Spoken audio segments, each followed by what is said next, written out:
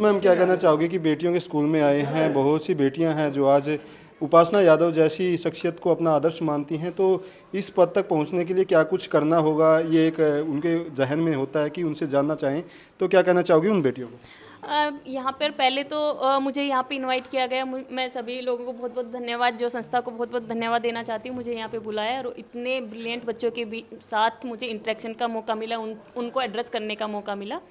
जैसा कि यहाँ पे देखा, बच्चे ऑलरेडी बहुत ही टैलेंटेड हैं, चाहे वो कल्चरल देखा उनका या उन्होंने जो स्पीच दिया, तो उससे दिख रहा है कि बच्चे बहुत ही टैलेंटेड हैं। और जो डेडिकेशन से, अपना जो अनुशासन से और जो अपने टीचर्स की मार्क जो बताई हुई मार्कों पे चलेंगे तो अवश्य ही वो कामयाब होंगे।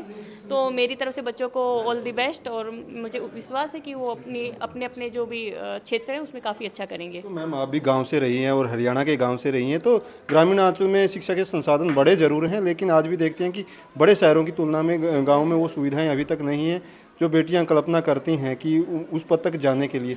तो क्या कुछ करना होगा उनको एक्स्ट्रा, अगर गाँव की बेटियाँ ये सपना देखती हैं? लेकिन आपको ये भी पता होगा कि गांव के इतनी सारी बेटियां या बच्चे हैं, वो इतनी इम्पोर्टेंट पोस्ट पे ऑलरेडी जा चुके हैं, तो उनके पास जो मेहनत और लगन है वो हर चीज़ का तोड़ है। हर सुविधाओं से ज़्यादा आप मेहनत और अनुशासन से करेंगे तो हर सुविधा कम हो, लेकिन फिर भी आप अपने लक्ष्य को अचीव कर सकते हैं, जो कि बहुत सारे एग्जाम्पल आपको दिखाएंगे कि गाँव के लोग ऑफिसर्स लाइन में भी बहुत सारे हैं। तो उनके पास सुविधा चाहे कम हो, लेकिन उनके पास लगन है, जो हर चीज़ का निचोड़।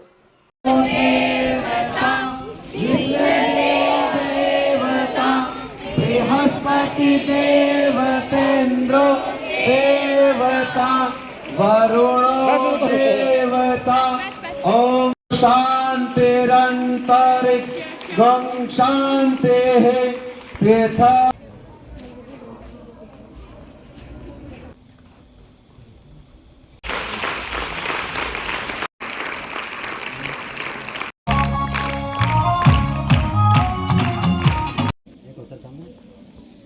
तो आनंद जी क्या कहना चाहोगे कि बेटियों के लिए आप जितना समर्पित रहते हैं यहाँ, चाहे बेटियों के खाने की व्यवस्था की बात हो, बेटियों के लिए लाइब्रेरी की बात हो, बेटियों के लिए पानी की व्यवस्था की बात हो, तो समर्पित रहते हैं, किस तरह से व्यवस्था ये दुरुस्त करवाते हैं आप?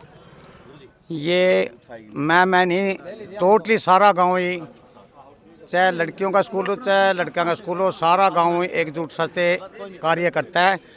और इन्हीं के सहयोग से जैसे अच्छा कार्य यहाँ स्कूल के अंदर होता है, उसलिए तो दिल्ली के अंदर जाके जैसे सेठ रामनाथ जी ने और ये लाइब्रेरी उनसे बोला, एक ही फ़ोन पे उन्होंने दे दी। जैसे ये था मिड डे मील वाला था, आज भी एक सेठ से मैंने बात की, राजेंद्र है जो त्रिनगर के अंदर रहता है, तो मैं कभी एक समर्सिबल बोर्ड लगाना हो, कहने लगे कोई बात नहीं शर्मा जी आप वहाँ भर्ती हो। हमें बहुत अच्छा लगता है जैसे स्कूल है, ये बहुत ही अच्छा स्कूल है। और इसके लिए हमें सारा गाँव, जो भी सरकार से कई ग्रांटें नहीं आती, वो उसका काम कराने के लिए हम तैयार रहते हैं। शर्मा जी पहले तो एक ज़माना था कि गांव के लोग ही शिक्षा के ऊपर समर्पित रहते थे, तो सभी गांवों में क्या कहना चाहोगे कि इस तरह से लोगों को सोचना चाहिए शिक्षा के लिए? नहीं, शिक्षा के लिए तो मैं यही कहना चाहूँगा, जो सरकारी स्कूल है बहुत ही बढ़िया स्कूल है। प्राइवेट में बच्चा अपना ना भेजने की बजाय इसी स्कूल में भेजना चाहिए। गवर्नमेंट स्कूल में बहुत अच्छी व्यवस्था है, जो भी स्टाफ है बहुत बढ़िया स्टाफ है यहाँ भी, और गर्ल्स में भी बॉय में दोनों में।